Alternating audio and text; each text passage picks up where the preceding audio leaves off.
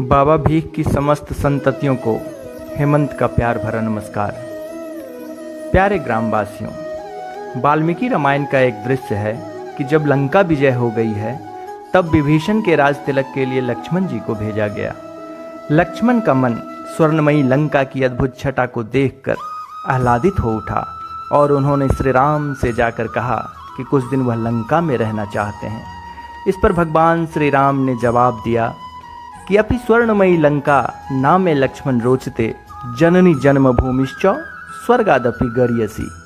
अर्थात यद्यपि लंका सोने की है, परम रमणीय है, फिर भी मेरा मन यहाँ नहीं लगता लक्ष्मण, क्योंकि माता और मातृभूमि का स्थान स्वर्ग से भी बढ़कर है। इस प्रकार अनादिकाल से यह संस्कृत श्लोक माँ और मातृभूमि की महानता को सुशोभित करता आ रहा है। तो क्या हम अपने जन्मभूमि मधुरापुर को कभी भुला सकते हैं? कदापि नहीं। मधुरापुर सिर्फ गांव नहीं है, बल्कि दिलों में बसने वाली धड़कन है। यह हमारे पूर्वजों के पसीने और लहू से आबाद एक ऐसी धरती है जिस पर हमें नाज करना चाहिए। आप कहीं चले जाएं, पर ऐसी आबाद और खुशहाल बस्ती आपको नजर नहीं आएगी।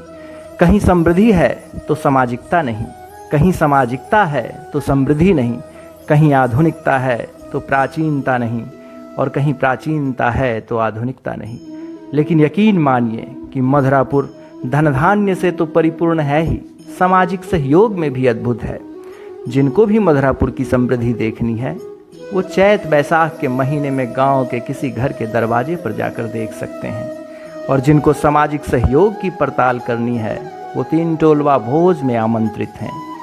यह गांव सिटी कल्चर और ग्रामीण संस्कृति दोनों को एक साथ धारण करता है। यहाँ सिर्फ बाढ़ नहीं आती बल्कि बहारें भी आती हैं। इस गांव में जहाँ आधुनिकता को ग्रहण करने की चाहत है तो वहीं प्राचीन परंपराओं को आबाद रखने का मोह भी। प्रकृति और पड़ोसी से अपने अस्तित्व रक्षा के लिए जितना संघर्ष इस गांव के लोगों ने किया है, वैसी मिसाल इस क्षेत्र में दूसरा कोई नहीं है। फिर भी माँ भगवती और माँ गंगे के आशीर्वाद से यह गांव आबाद और खुशहाल है तथा अपने मेहनत और संघर्षों के बूते विकास की गाथा लिखता चला जा रहा है।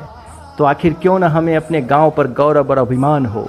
इसलिए जय माँ गंगे, जय बाबा भीख, जय मधुरापुर।